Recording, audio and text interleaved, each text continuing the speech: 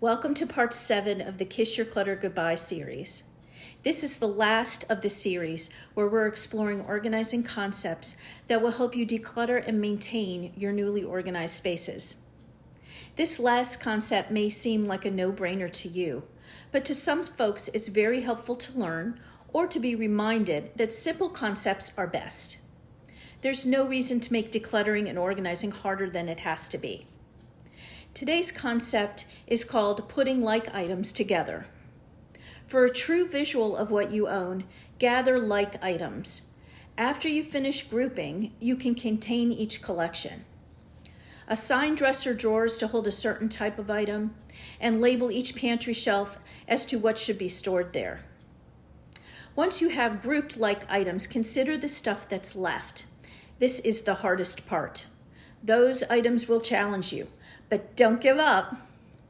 Here are 3 tips to help you out.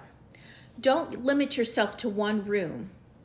Go through the house and gather all your office supplies from everywhere.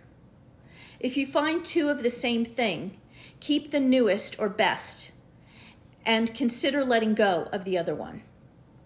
Start with one small space like a drawer or a shelf. Clear the space and then only replace the items that you use.